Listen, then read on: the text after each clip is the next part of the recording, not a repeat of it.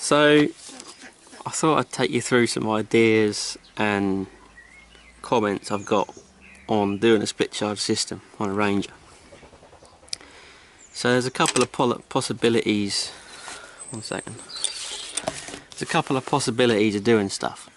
So the simplest of dual batteries would literally just be to put a battery here behind the other headlight, run a cable, split charge up there, across, run another ground back to the original. Easy peasy. But I'm putting mine in the back, and because of the length of cable involved and whatever else, there's a few other things that we can hit the nail on the head on the way, sort of thing. So as standard, you've got an itsy bitsy bit of cable feeding the starter motor and the alternator coming from the battery, and this is permanently connected. So if you're thinking, hey, we can use less wire, you know, we'll go from the alternator, because that's permanently live, down the side of the seal and into the back batteries. Well, you know, that's all very well, and if you're using the same size cable as that, then why not?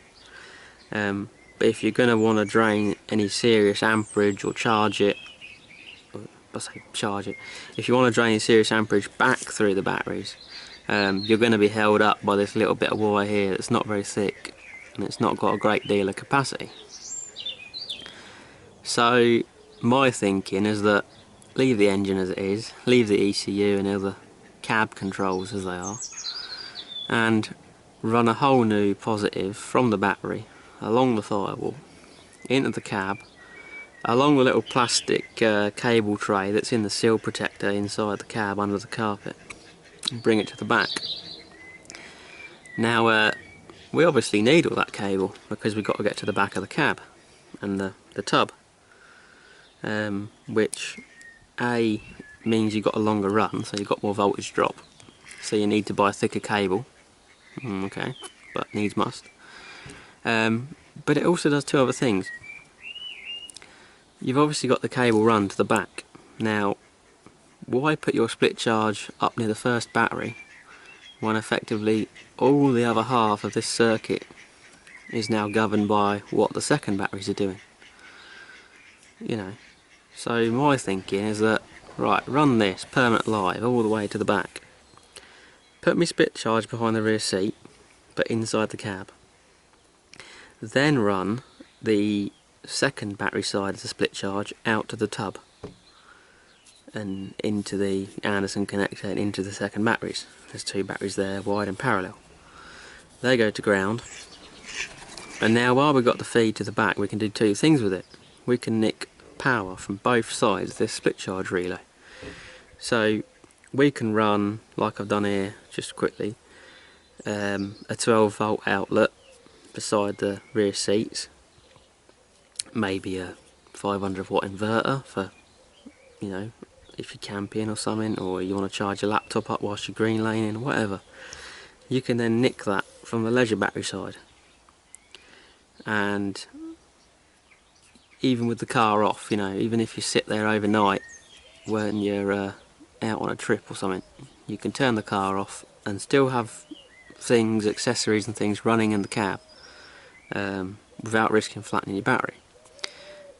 But on the other side of the sword, effectively, we've got a nice, you know, 35mm square cable run to the back of the cab, so that can feed, you know, 200 amps or so.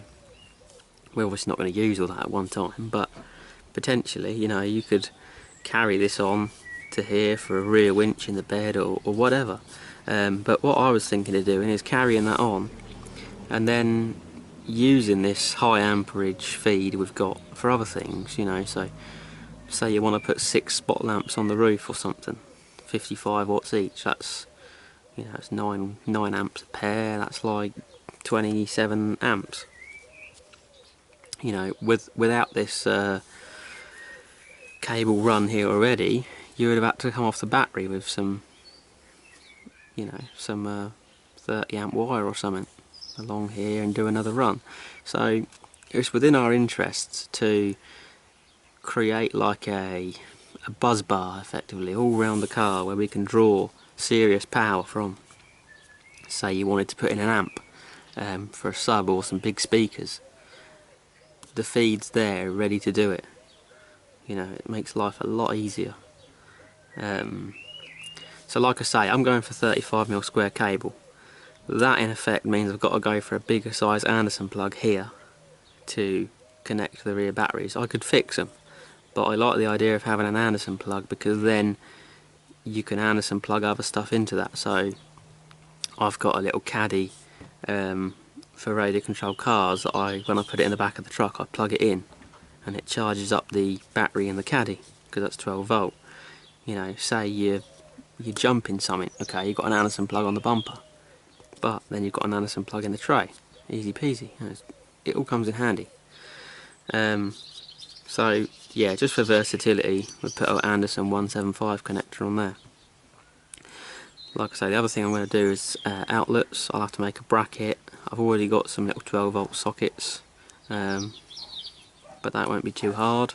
Put them in the rear cup holder or just above it. And all this run, I think I need about 5 meters. I'm not quite sure. I've got to measure it. Last time I did it, 5 meters got me to here. And last time I did it in 4 gauge. So this time it'll be 2 gauge. So that's my thoughts on how to run it and how best to get, you know, for the cable involved, get the most uses from it. I didn't want to put the battery up front, just to keep the weight off the front really. I mean, I've already got a bumper and a winch and a air compressor here, so I didn't want to go squeezing too much in there. So yeah, another thing I thought of doing, just quickly, was if you're going to run a VSR, which is an automatic relay, I'd run a signal wire, effectively, down here, under the plastic strips again in the sill, and run it up to the dash or on the roof console, and just put a little indicator lamp, so that you know when the second batteries are being clipped in and out, to make sure it's working. It's just a visual indicator. Or the other thing would be, if you're using like a T-Max split charge setup, or your own homebrew, you know, 200 amp solenoid wired in, you can use this as a trigger wire.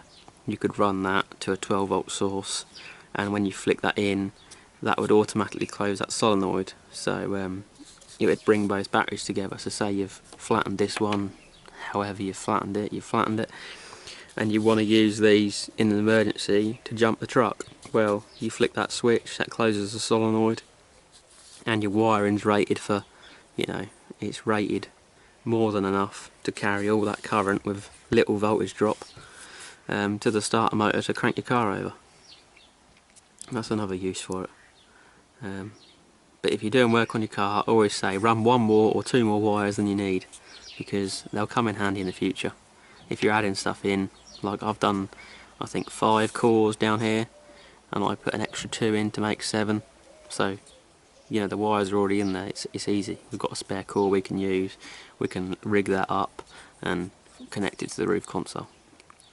So yeah.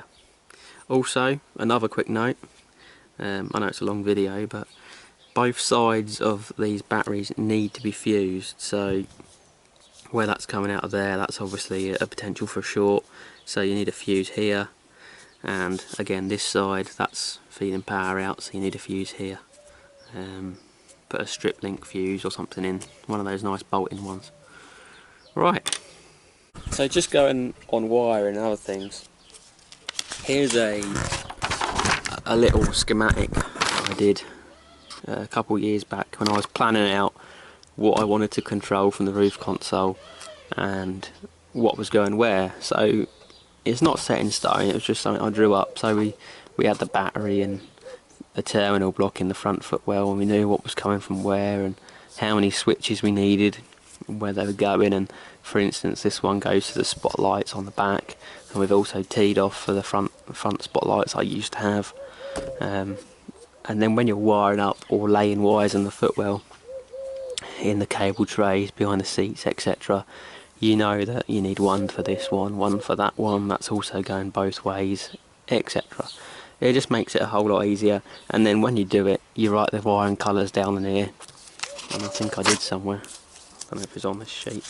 And then you've got them for the future. It's not on there. And if you ever want to fix anything, you're not just stabbing in the dark